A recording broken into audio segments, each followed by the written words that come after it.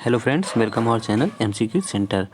दोस्तों, आज मैं बहुत दिन बाद वीडियो लेकर आ रहा हूं। तो मैं वीडियो लेकर आया हूं उत्तर प्रदेश राज्य संहिता पर, और मैं इसे आपको बताऊंगा कि किन तालाबों का पट्टा उत्तर प्रदेश में किया जाता है, यानी कि किस आकार के तालाबों का पट्टा जो है उत्तर प्रदेश में किया जाता है, यह मैं आपको बताऊँगा। पट्टा किसे किया जा सकता है, यानी उसके लिए पात्र व्यक्ति कौन है, किन व्यक्तियों के फेवर में पट्टा किया जा सकता है और पट्टा कौन कर सकता है, इसके बारे में भी बताऊंगा।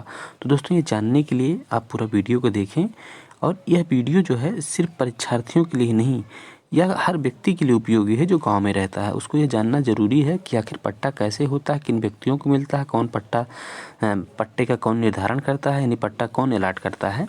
तो यह सब जानना बहुत ही ज़रूरी है। यह वीडियो सभी के लिए काफ़ी महत्वपूर्ण है। तो जानने के लिए वीडियो को पूरा देखें। तो दोस्तों, स्टार्ट करते हैं हम इसको।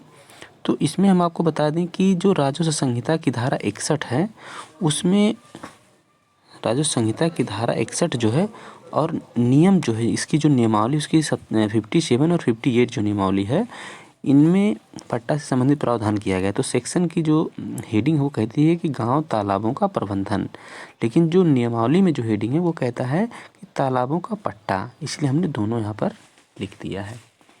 अब आगे देखते हैं सेक्शन क्या कहता है कि जहाँ किसी ग्राम में किसी तालाब को धारा 59 के अधीन राज्य सरकार द्वारा किसी ग्राम पंचायत को सौंपा जाता है या सौंपा गया समझा जाता है, वहाँ किसी संविदा, अनुदान या प्रवृत्ति विधि के अधीन ग्राम पंचायत द्वारा उसका प्रबंधन या पट्टा निम्न तरीके से किया जाएगा।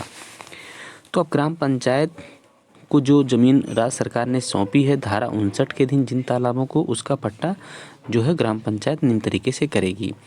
तो यह जानने से पहले कि पट्टा करने की प्रक्रिया क्या है, पहले जानने कि तालाब कितने प्रकार के होते हैं।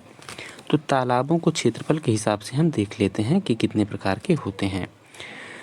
तो पहला जो है, आप देख सकते हैं, पहला जो जहाँ तालाब का क्षेत्रफल जो है 0.5 एकड़ या उससे कम है, यानी आधा एकड़, ठीक है। 0.5 मतलब आधा एकड़, ठीक, यानी आधा एकड़ से या आधा एकड़ हो या उससे कम हो। दूसरा जो है, जहाँ तालाब के क्षेत्रफल की माप जो है आधा एकड़ से अधिक और 5 एकड़ से कम हो, यानी 0.5 एकड़ से अधिक और 5 एकड़ से कम हो। तीसरा जो है, जहाँ तालाब का क्षेत्रफल 5 एकड़ से अधिक हो। 5 एकड़ से चाहे जितना अधिक हो, इसमें सभी इंक्लूड हैं, ठीक। अब हम बात करते हैं सबसे पहले कि पहले बिंदु की, कि जहाँ पर तालाब का जो क्षेत्रफल है 0.5 एकड़ या उससे कम है, ऐसे तालाबों का क्या होगा, ऐसे तालाबों का पट्टा कैसे होगा। तो हम आपको बता दें इसमें कि आप लोग जान लीजिए कि जहाँ पर तालाब का जो क्षेत्रफल है, उसका जो एरिया है 0.5 एकड़ उससे कम अगर है, तो वहाँ पर उसे ग्राम निवासियों द्वारा सार्वजनिक उपयोग के लिए आरक्षित या सुरक्षित रखा जाएगा, यानी कि उसका जो है पट्टा नहीं किया जा सकता। इस बात को आप जान लें अच्छे से, जो ना जानता हो और भी लोगों को बताएं, क्योंकि गाँव में ऐसे बहुत से विवाद उठते रहते हैं कि किन तालाबों का पट्टा हो, किन का नहीं होगा। तो आपस में लड़ने से ना लड़ने के बजाय आप पहली बार जानकारी प्राप्त कर लें। तो यहाँ पर देख सकते हैं कि जो 0.5 एकड़ या उससे कम का है तालाब, उसका पट्टा जो होता नहीं होता है, वह ग्रामवासियों के सार्वजनिक उपयोग के लिए छोड़ दिया जाता है।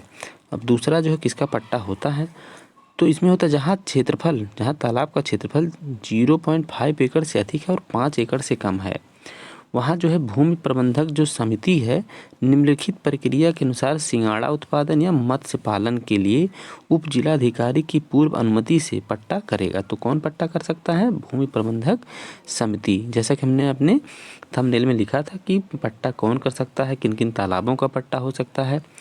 तो पट्टा भूमि प्रबंधक समिति करती है, कैसे, उप जिलाधिकारी की पूर्व अनुमति से। तो इसके लिए एक प्रक्रिया है। प्रक्रिया क्या है, जिस तालाब का पट्टा करना हो तो सबसे पहले एक शिविर का आयोजन किया जाता है। शिविर का आयोजन कहाँ किया जाएगा, तहसील पर किया जाएगा, और उस आयोजन के बारे में एक समाचार पत्र में सूचना प्रकाशित की जाती है, जिससे सभी लोगों को इस बात की जानकारी हो जाए कि तालाब का पट्टा होना है, तो वहाँ पर लोग उपस्थित रहें।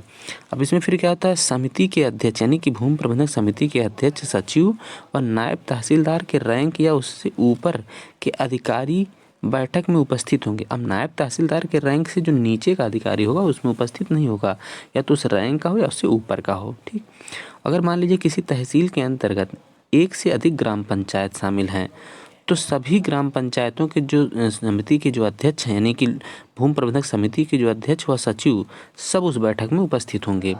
बैठक में उपस्थित होंगे, फिर वहाँ पर क्या होगा, उसके बाद कलेक्टर द्वारा प्रत्येक तहसील के लिए मछुआरा समुदाय, इसको आप याद रखिएगा, मछुआरा समुदाय का एक प्रतिनिधि नियुक्त होगा।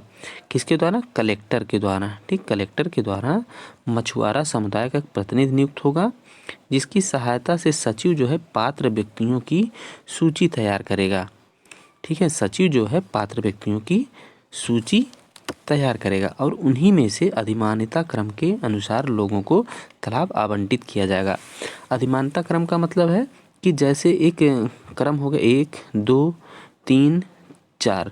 अब इसमें जो है कि अगर मान लीजिए पहले नंबर का जो है दावेदार अगर वह है तो उसको मिलेगा, अगर वह अनुपस्थित है दूसरे नंबर के दावेदार को मिलेगा, अगर वह भी नहीं है तो तीसरे नंबर के, तीसरा भी नहीं है तो चौथे नंबर के दावेदार को मिलेगा। तो इसी क्रम में मान लीजिए अगर पहला उपस्थित है तो इन तीनों को नहीं मिलेगा। ठीक, अब अगर मान लीजिए कि पहला नहीं है तो फिर दूसरे को मिल जाएगा। तो इस तरीके से अधिमान्यता क्रम में लोगों को तालाब आवंटित किया जाएगा। अब पात्र व्यक्तियों की सूची का क्रम क्या है, यहाँ पर देख लें पात्र व्यक्तियों का सूची का क्रम क्या है।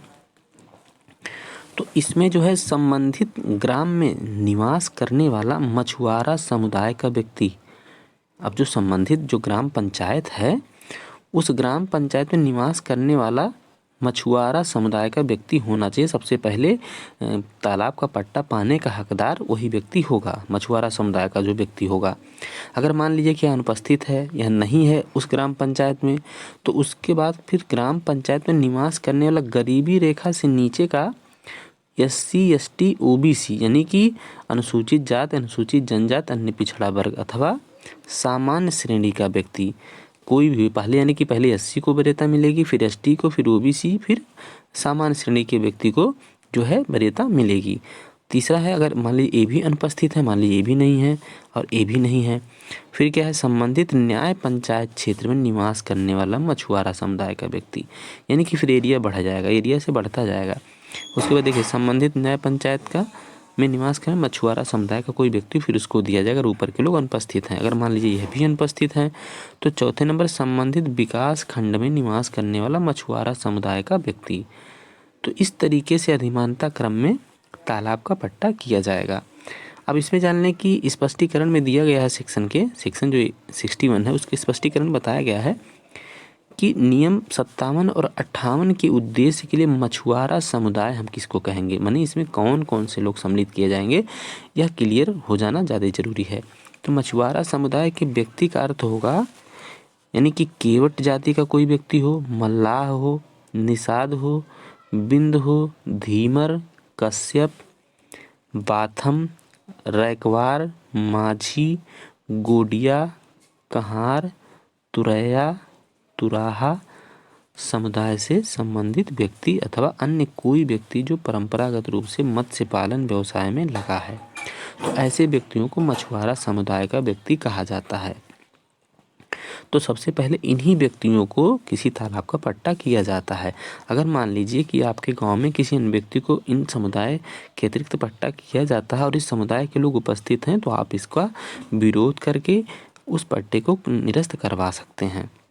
अब आगे देख सकते हैं, यदि तैयार सूची में पात्र व्यक्ति एक से अधिक हैं, मान लीजिए कि कोई सूची तैयार की गई है और उसमें पात्र व्यक्ति एक से अधिक हैं, तब मौके पर ही नीलामी कराई जाएगी, यानी कि फिर तालाब की नीलामी होगी। जो अधिक बोली लगाएगा उसको जो है उस तालाब का पट्टा कर दिया जाएगा।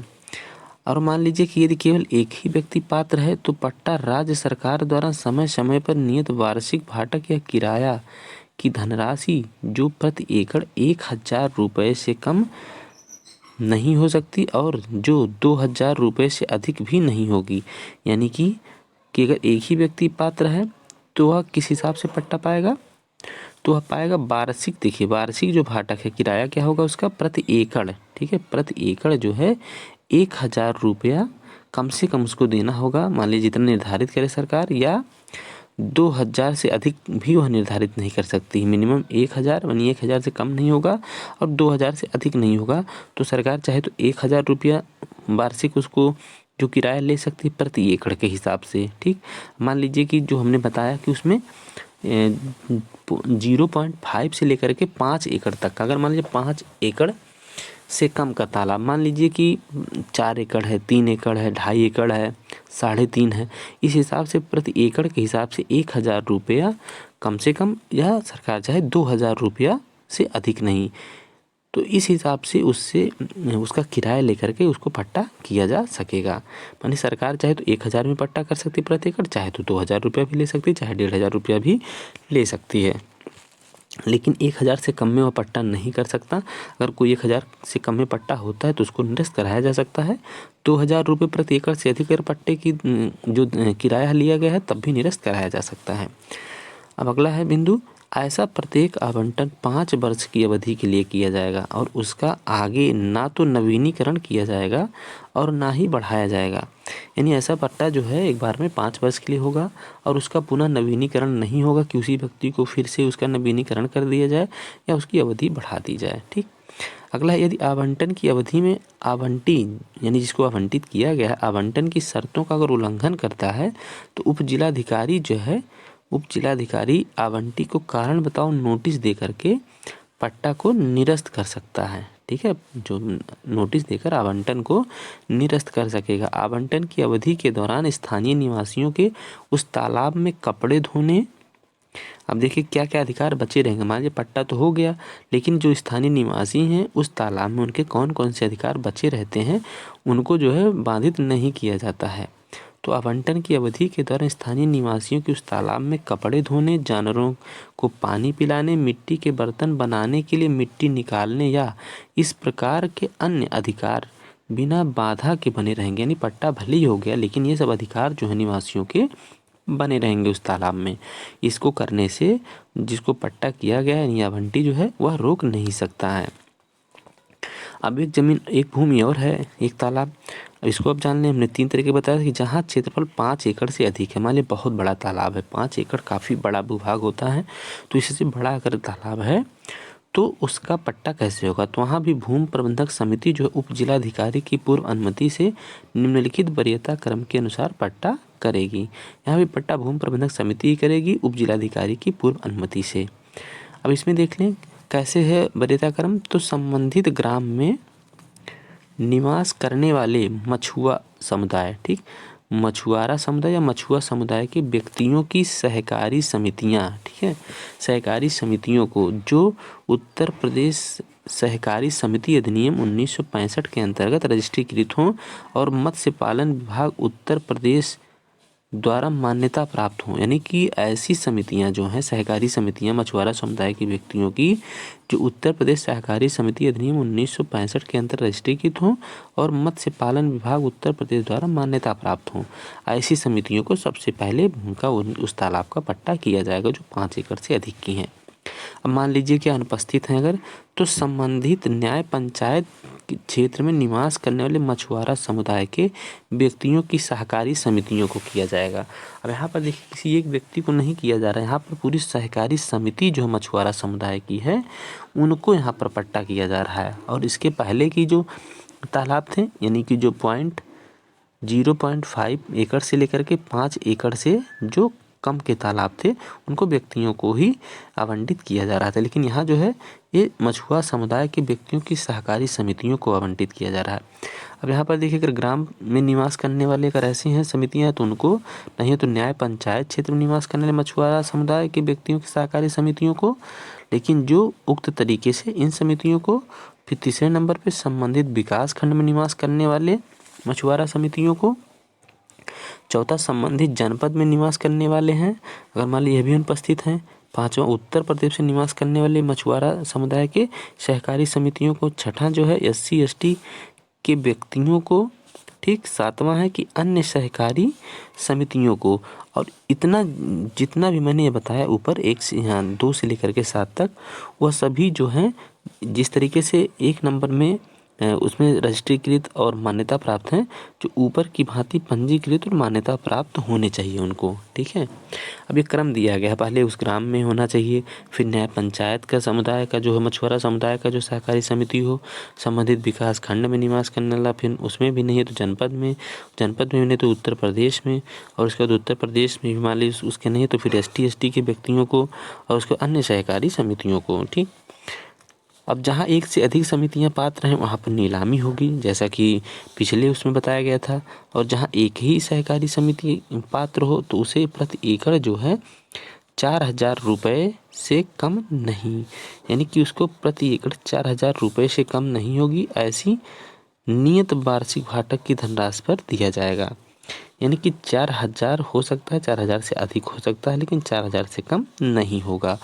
उसके बाद इसमें स्पष्टीकरण में ये भी बताया कि तालाब, पोखर, तड़ाग और जल से आच्छादित अन्य भूमि भी इसमें सम्मिलित है। तो दोस्तों उम्मीद है वीडियो आपको पसंद आया होगा, जैसा भी लगे कमेंट करके आप बताएं, क्योंकि हमने इसमें आपके लिए सेक्शन और जो है नियम जो है नियमावली में आपका 57 और 58 दोनों को हमने जोड़ के इसमें बताया। तो उम्मीद है आपको समझ में आ गया होगा। तो आज के लिए इतना ही, नमस्कार, धन्यवाद।